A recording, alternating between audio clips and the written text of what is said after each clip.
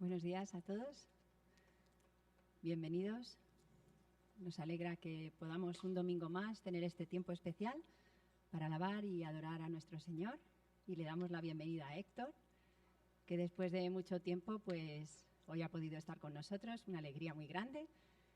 Y a todos los que estamos aquí en la iglesia y a los que estamos en casa, os invitamos a que juntos participemos de este tiempo especial.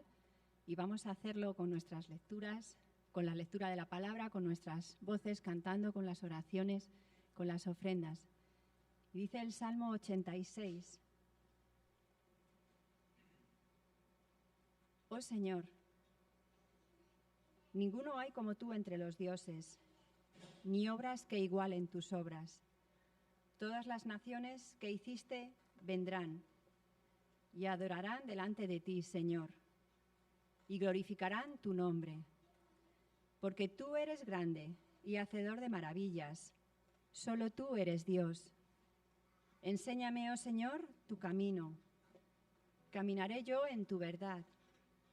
Afirma mi corazón para que tema tu nombre.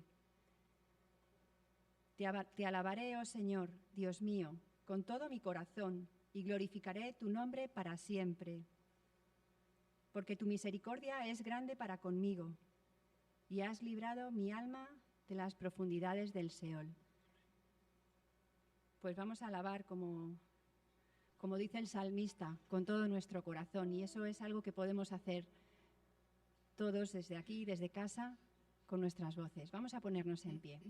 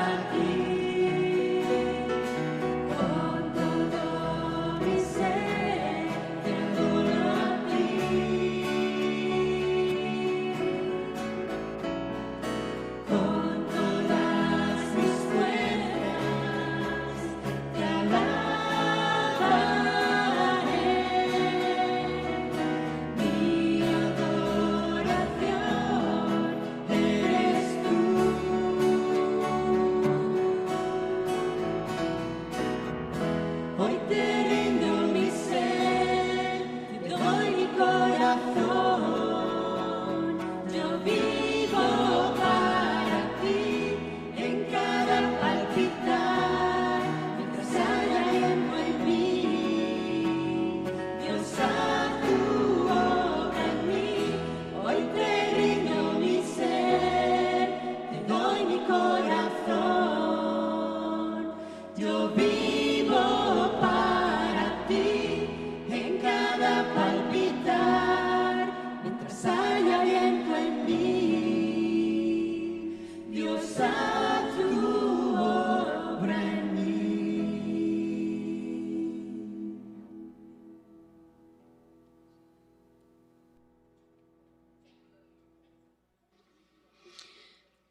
Señor, este es nuestro deseo, honrarte a ti, Señor, y alabarte desde el corazón, con nuestras voces, con lo que somos, Señor.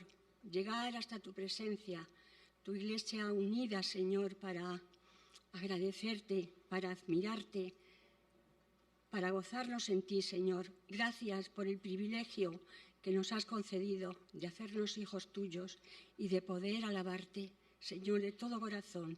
Queremos que esta alabanza llegue hasta tu trono. En el nombre de Jesús te doy las gracias.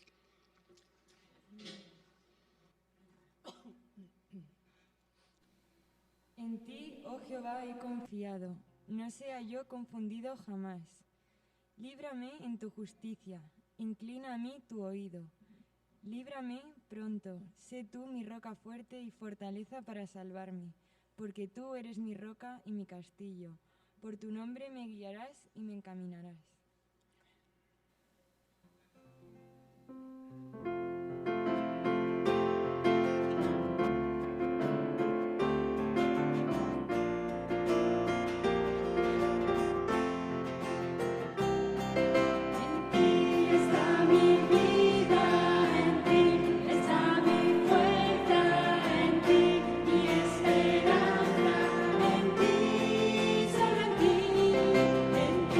Está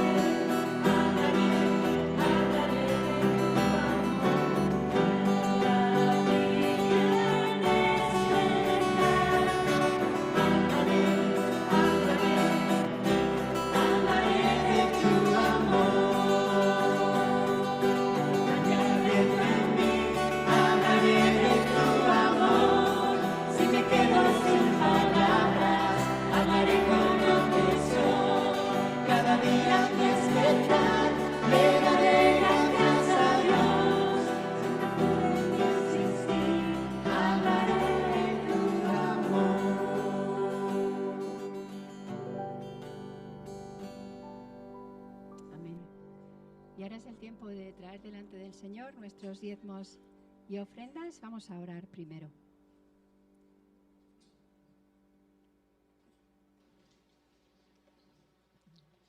Señor y Padre nuestro, gracias, Señor, por este día, por estar tú aquí con nosotros, Señor, para protegernos, para enseñarnos, para educarnos, Señor. Te damos gracias, Señor, porque tú has puesto a disposición nuestra un dinero, Señor, una ofrenda, un diezmo, Señor. Y de una parte de ese diezmo, Señor, de esa ofrenda, venimos a ofrecértela a ti, Señor. En el nombre de Jesús te lo pido, Padre. Amén. Amén.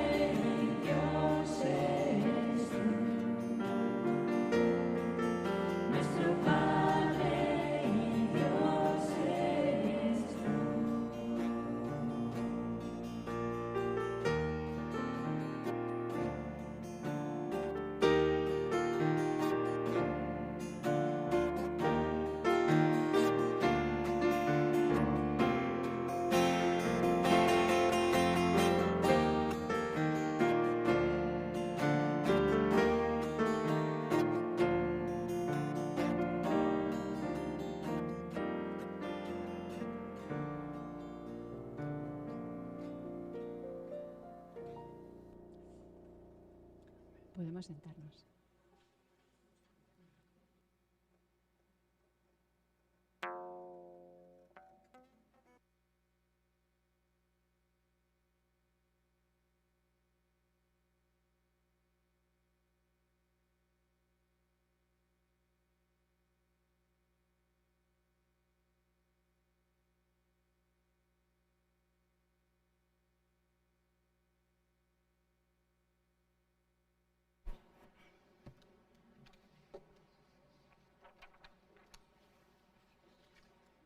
En ese mismo espíritu de alabanza, de adoración, vamos a orar al Señor y vamos a pedir por su palabra. También sabéis que los niños hasta los 8 años tienen su espacio en el salón de abajo, también sus clases, su alimento espiritual, y también por ello pedimos al Señor que Él dirija y que Él bendiga ese hermoso tiempo. Vamos a esperar siempre que los niños puedan ir bajando y después vamos a poner este tiempo en las manos del Señor en oración.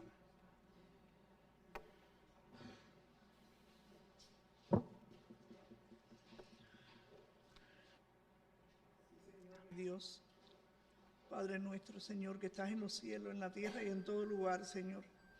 Gracias, Señor, porque somos, Señor, tu pueblo, tu iglesia, Señor, que tenemos el privilegio, Señor, de tenerte en nuestras vidas, Señor, de poder venir a adorarte y a bendecir tu nombre, Señor, en esta mañana, Dios. Señor, bendice a nuestro pastor Samuel, Señor, que sea expresada, Señor, a través de él, Señor, tu voluntad en tu palabra, Señor. Señor, que sea bendecida, Señor, y que llegue, Señor, a muchos lugares, Señor. Y que muchas personas necesitadas de tu palabra, incluyéndonos a nosotros, Señor, nos sirva de crecimiento, Señor, y nos sirva de aprendizaje, Señor, y para tener una guía en nuestras vidas, Señor, y ser dignos de ti, Señor. Bendice, Señor, en toda la tierra hoy, Señor, tu palabra, Señor, y tu día de reposo, Señor. Amén. En tu precioso nombre. Amén. Amén. Iniciamos la semana anterior, recordaréis, queridos hermanos y amigos, la meditación y exposición de la palabra en esa hermosa primera epístola o carta del apóstol Pablo a los tesalonicenses. Tal como dijimos, esa epístola que muy probablemente escribió el apóstol allá por el año 50 o 51 después de Cristo, o sea, unos 20 años después de la crucifixión y resurrección de nuestro Señor, desde la ciudad de Corinto durante su segundo viaje misionero. Si algo hermoso, dijimos, nos revela esta carta, entre otras muchas cosas, es la vida y misión del apóstol Pablo, así como la vida de los primeros cristianos, en medio de una sociedad que les era contraria, que les era hostil, una sociedad marcada, recordáis, por el paganismo, la idolatría, el cruce de culturas, una actividad comercial y social frenética con ese gran puerto abierto al mar, así como un clima de inmoralidad sexual parecido al de nuestro tiempo. Y lo que observamos en la carta, tanto del apóstol como de los primeros cristianos, es que vivían una vida superior, una vida distinta a la de sus contemporáneos, una vida marcada por la confianza y la dependencia en Dios, marcada por la obra de salvación y redención en Cristo Jesús.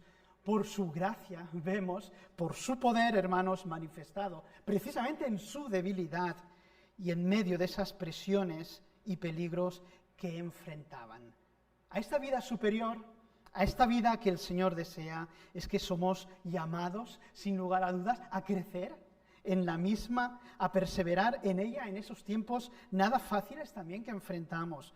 En palabras del apóstol mismo, quien vive en Cristo es una nueva criatura.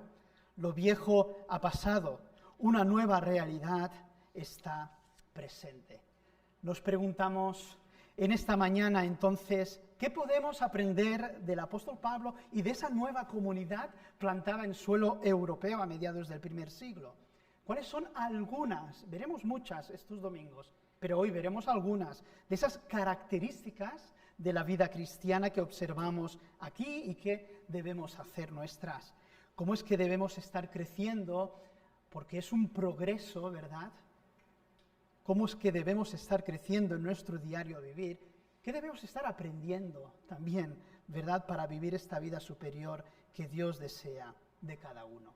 Leeremos en esta mañana, queridos hermanos, en 1 Tesalonicenses, capítulo 1, versículos 2 y 3. 1 Tesalonicenses 1, versículos 2 y 3. Dice la palabra del Señor: damos siempre gracias a Dios por todos vosotros, haciendo memoria de vosotros en nuestras oraciones, acordándonos sin cesar delante del Dios y Padre nuestro, de la obra de vuestra fe, del trabajo de vuestro amor y de vuestra constancia en la esperanza en nuestro Señor Jesucristo. Hasta aquí hoy la palabra del Señor. De la mano, hermanos, de este hermoso texto y por supuesto por la gracia de nuestro Señor, en primer lugar, aprendamos a vivir una vida dedicada, consagrada de oración. Si algo se destaca del apóstol Pablo en cada una de sus epístolas escritas a las iglesias, es sin duda su profunda vida de oración. En cada una de ellas encontramos aquí y allá testimonio de su vida, de comunión con Dios, su ministerio dedicado a la intercesión por la obra del Evangelio, por el desarrollo de las iglesias, es uno bien notable, ¿verdad? No solamente el apóstol Pablo dedica esfuerzo y dedica tiempo a la oración, ¿verdad?, sino también el equipo misionero que con él viaja a través de Europa. El texto habla de nuestras oraciones, las cuales observaremos son, hermanos, continuas, esforzadas, perseverantes, llenas de súplica a favor de las iglesias, en concreto aquí la de Tesalónica. Yo pensaba en todo ello y reflexionaba. Hoy vivimos tiempos realmente difíciles para la oración. Sin duda la misma sufre una crisis considerable, ¿verdad? En una sociedad marcada más bien por las prisas, por el activismo, el ruido, la inmediatez, todo lo que es racional, ¿verdad? El orgullo, la independencia de Dios, la autosuficiencia del ser humano. No es fácil dedicarse, consagrarse a la oración. Esta pueda ser vista como algo sin sentido e inútil para la vida diaria, incluso una pérdida de tiempo. No obstante, lejos de todo ello, la Sagrada Escritura, la palabra de Dios y el propio apóstol Pablo nos exhorta una y otra vez a la oración. Es no solamente, hermanos, necesaria para la vida cristiana, sino que además es, decimos, fundamental, imprescindible y aún urgente. Hoy, en estos días de incredulidad y de mediocridad espiritual, hermanos, debemos escuchar un nuevo y urgente llamado a la oración. Así leemos de la pluma del apóstol Pablo lo siguiente: nada debe angustiaros, al contrario, en cualquier situación, presentad a Dios vuestros deseos, acompañando vuestras oraciones y súplicas con un corazón agradecido. Y la paz de Dios, que desborda toda inteligencia, guardará vuestros corazones y vuestros pensamientos por medio de Cristo Jesús. Escribía el apóstol a la iglesia en Colosas: entregaos a la oración con espíritu vigilante y corazón agradecido. Y rogad también a Dios, decía el apóstol, por nosotros, para que nos facilite la tarea de anunciar el plan de Dios realizado en Cristo Jesús, por el cual me encuentro ahora encarcelado. A otra iglesia escribía con estos términos: y todo esto, hacedlo orando y suplicando sin cesar bajo la guía del Espíritu.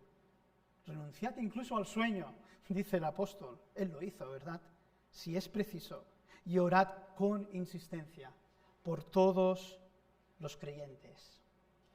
A la iglesia en Roma, nada menos, escribe: vivid alegres en la esperanza, animosos en la tribulación. ¿Y qué dice? Constantes en la oración. Y será Tesalónica, la misma iglesia que estamos tratando, cuando escribe: no ceséis de orar.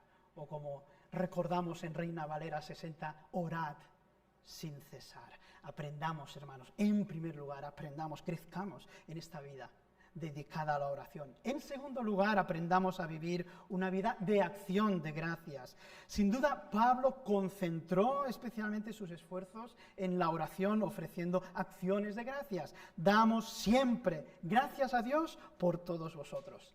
La gratitud es algo que observamos en cada una de sus oraciones. Queridos hermanos, no empieza el apóstol por petición, no empieza tampoco por intercesión, sino expresamente por la gratitud. Su corazón desborda literalmente al contemplar la maravillosa obra de Dios manifestada en su iglesia. en cada uno de los hermanos y de las hermanas. Recordaba las palabras del salmista: aleluya, alabado sea Dios, dad gracias al Señor, porque Él es bueno, su gran amor perdura para siempre. No es fácil tener un corazón agradecido, pues por naturaleza nos inclinamos las personas más bien a dirigir nuestra mirada a lo negativo, a la dificultad o al obstáculo que tenemos delante. Es necesario el desprendimiento, la humildad y una recia confianza en Dios para poder mirar más allá y reparar en las múltiples bendiciones que Dios reparte a su iglesia y en nuestras vidas. Y yo pensaba, así era el corazón de Pablo. Uno cuando piensa en el corazón de Pablo, era un corazón desprendido, era un corazón humilde, hermanos. Era un corazón apegado a Dios totalmente, confiado en la obra de su gracia, la gracia del Señor. De ahí que no le costara al apóstol Pablo ser un cristiano con una acción de gracias notable, un cristiano agradecido, ¿verdad? Tenía razón el político, filósofo y poeta cubano de finales del siglo XIX, José Martí, cuando afirmó: la gratitud, como ciertas flores, no se da en la altura y mejor reverdece en la tierra buena de los humildes. Y es necesaria esa humildad, esa pobreza en espíritu, hermanos, esa sencillez, esa docilidad y sumisión delante de Dios para adquirir ese corazón agradecido.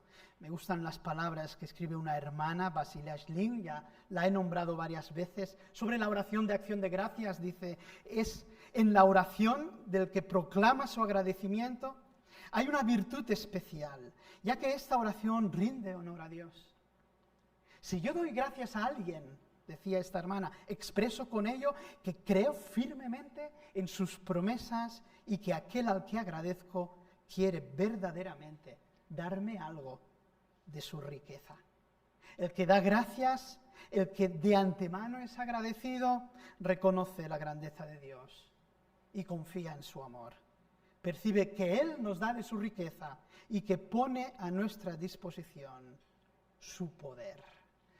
Clamemos al Señor, hermanos, que Él ponga en nosotros ese espíritu de gratitud en estos tiempos difíciles, ¿verdad?, en que hayamos tan poca gratitud en nuestra sociedad.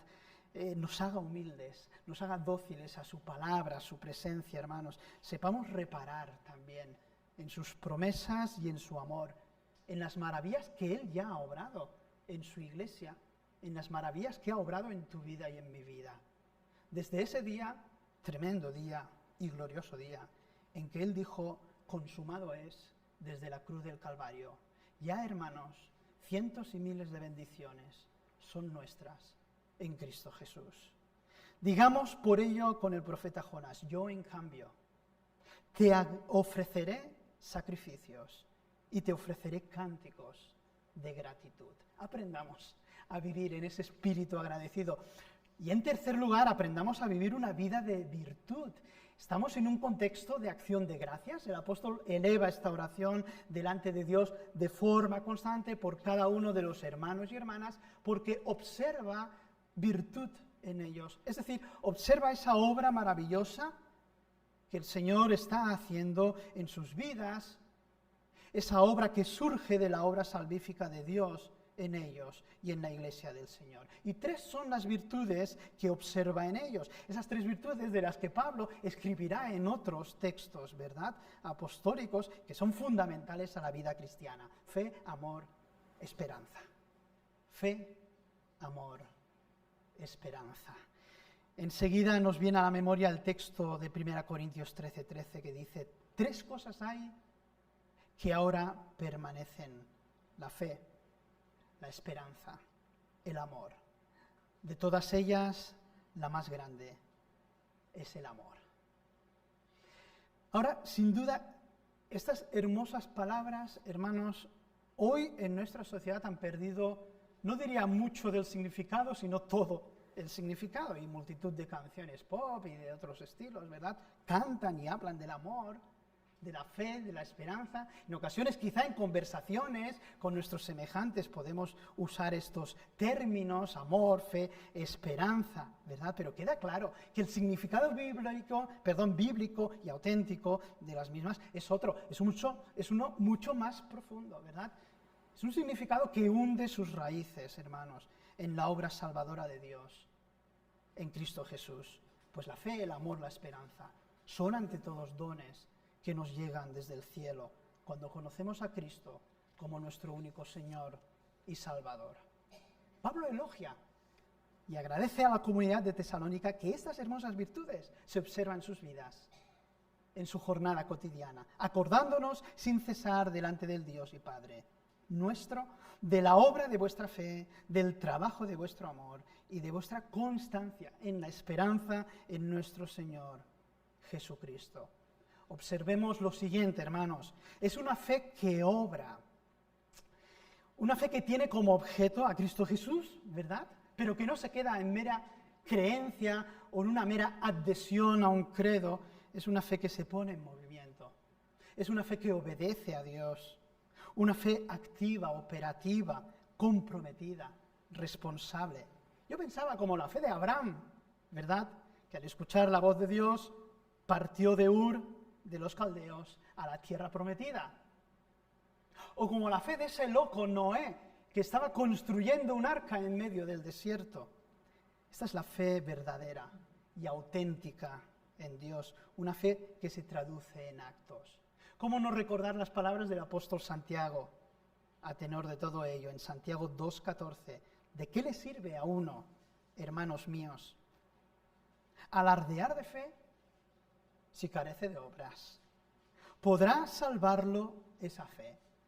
Imaginad el caso de un hermano o una hermana que andan mal vestidos y faltos de sustento diario. Si acuden a vosotros y les decís: Dios os ampare, hermanos, que encontréis con qué abrigaros y con qué matar el hambre.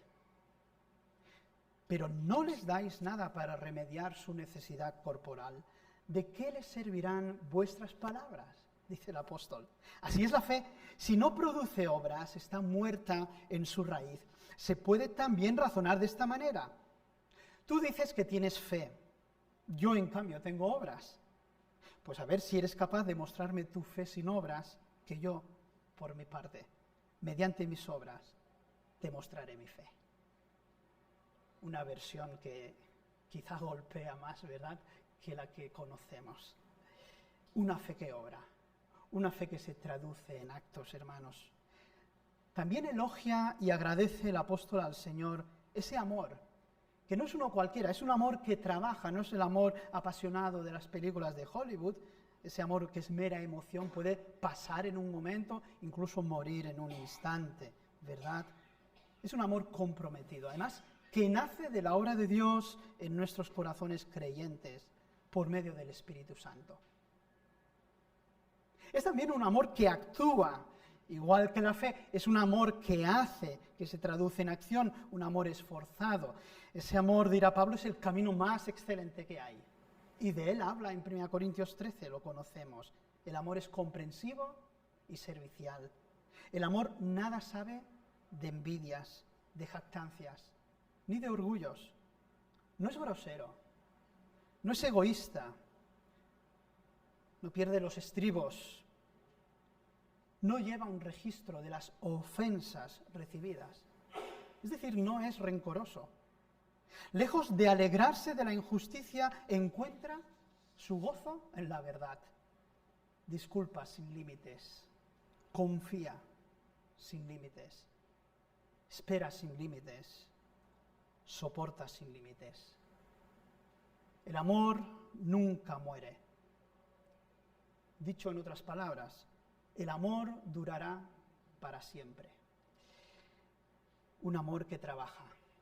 En ese amor es que somos llamados a vivir, queridos hermanos, y a crecer también. Por último, el apóstol agradece por esa esperanza que persevera, que es constante, hermanos. Una esperanza que tiene un ánimo largo, literalmente, un ánimo largo, firme, sólida, que aguanta en medio de la prueba. Pero hermanos, aguanta en medio de la prueba no de cualquier manera. Lo hace positivamente, viviendo la fortaleza cristiana de quien sigue al Señor y cumple el ministerio de su carrera, a pesar de los obstáculos que surjan en ella.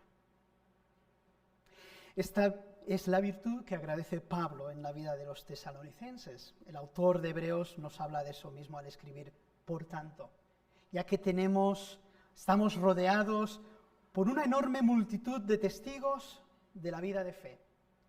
Quitémonos todo peso que nos impida correr, especialmente el pecado que tan fácilmente nos hace tropezar, y corramos con perseverancia la carrera que Dios nos ha puesto por delante. Aclara el autor, esto lo hacemos al fijar la mirada en Jesús. Escuchamos, el campeón que inicia y perfecciona nuestra fe. El campeón Jesús que inicia y perfecciona nuestra fe. Esperanza que persevera en medio de los obstáculos de las pruebas. Aprendamos a vivir una vida de virtud, como aquella que vivió Pablo, como aquella que vivieron los hermanos en Tesalónica, evidencia a todas luces de la obra salvadora de Dios en sus vidas, de su gracia y poder manifestado, una fe que obra, un amor que actúa, que trabaja, una esperanza que persevera. Llegamos a la conclusión, queridos hermanos, somos llamados, querida Iglesia, a vivir esta vida superior, que no es otra que aquella vida presidida por nuestro Señor, donde se ha manifestado su salvación y perdón, donde se ha manifestado el nuevo nacimiento, la justificación por la sola fe, la santidad sin la cual nadie verá al Señor, hermanos. A esta vida somos llamados a perseverar, a continuar, hermanos. Las crisis que enfrentemos, pese a los obstáculos que nos encontremos, somos llamados a crecer en ella, luchando esta batalla espiritual, pues así es, luchando esta batalla espiritual con el poder del Espíritu y puestos los ojos en nuestro Señor, crucificado y resucitado. Esta vida superior solamente es posible vivirla en confianza plena y dependencia de nuestro Dios. Tal como Pablo nos demuestra, hermanos, tal como aquella iglesia en el primer siglo, aprendamos a vivir una vida consagrada a Dios en oración, dedicada, esforzada, hermanos. Aprendamos a vivir una vida de acción de gracias. Señor, pon en nosotros ese espíritu agradecido y aprendamos a vivir una vida de virtud. 3 son las virtudes, ¿verdad? Fundamentales. Fe, que actúa, que obra, que se traduce en acción. Amor, que trabaja, esforzado. Esperanza, que persevera, sea cual sea, hermano, la prueba y el obstáculo. Por ello podemos orar así, hermanos. Y ahora, que el Dios de paz, quien levantó de entre los muertos a nuestro Señor Jesús, el gran pastor de las ovejas, y que ratificó un pacto eterno con su sangre, os capacite con todo lo que necesitéis para hacer su voluntad. Que Él produzca en vosotros, mediante el poder de Jesucristo, todo lo bueno que a Él le agrada. A Él sea, solamente a Él, hermanos, toda la gloria por siempre y para siempre. Amén. Señor, bendiga su palabra en nuestras vidas, en su iglesia. Amén. Vamos a entonar un hermoso cántico al Señor. Es el Espíritu que nos impulsa, es el Espíritu que nos lleva aún en medio de los obstáculos, comprometidos con el Señor, sabiendo de sus promesas y de su amor, hermanos, puestos en pie.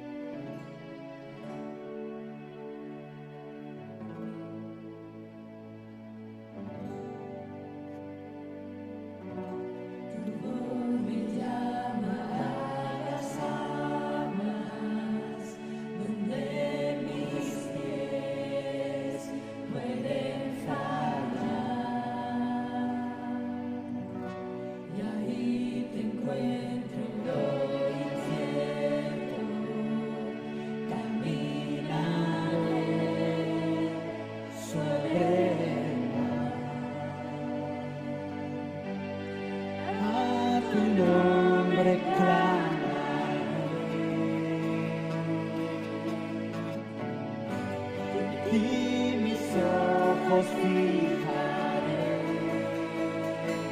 En tempestad descansaré en tu poder, pues tuyo soy hasta el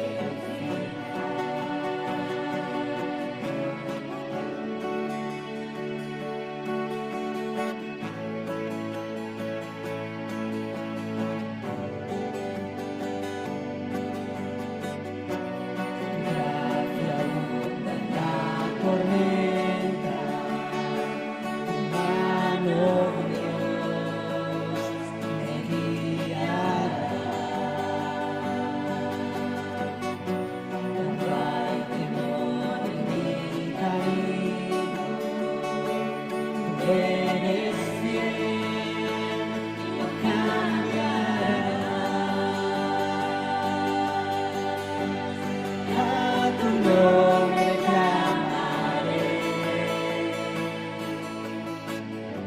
en ti mis ojos fijaré.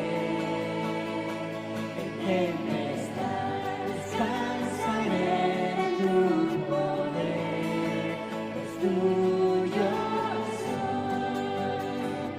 hasta el final.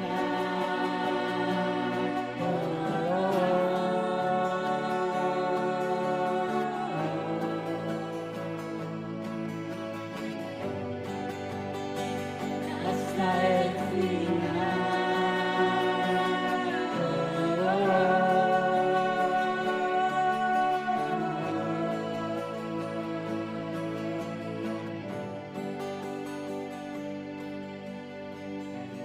Que tu espíritu me guíe sin fronteras, más allá de las barreras, a donde tú me llames.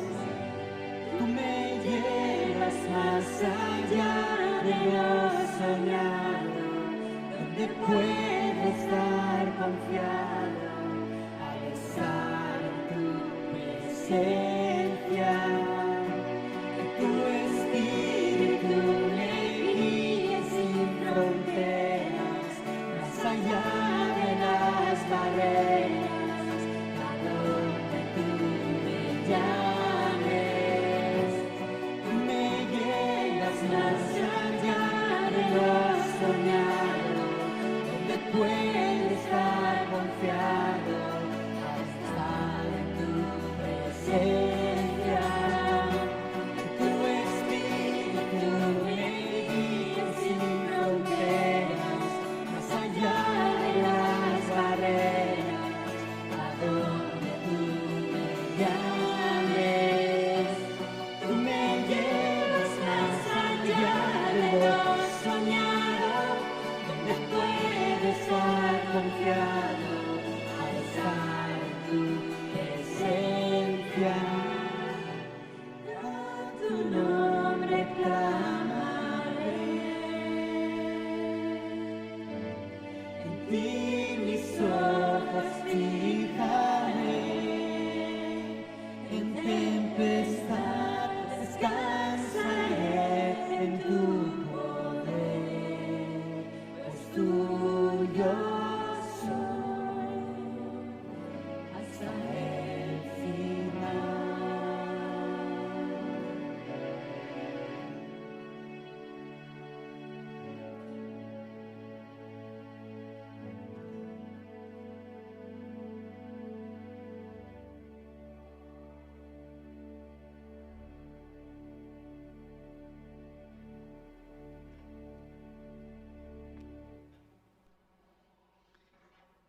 Y dice así el conocido salmo, y nos despedimos con estas palabras: el Señor es mi pastor, nada me faltará. En lugares de delicados pastos me hará descansar. Junto a aguas de reposo me pastoreará.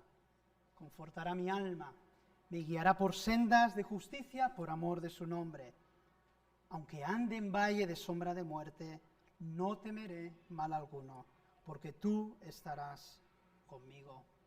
Tu vara y tu cayado me infundirán aliento. Aderezas mesa delante de mí en presencia de mis angustiadores. Unges mi cabeza con aceite, mi copa está rebosando. Ciertamente, el bien y la misericordia me seguirán todos los días de mi vida, y en la casa del Señor moraré por largos días. Amén. Queridos hermanos, el Señor nos bendiga. Podemos tomar asiento.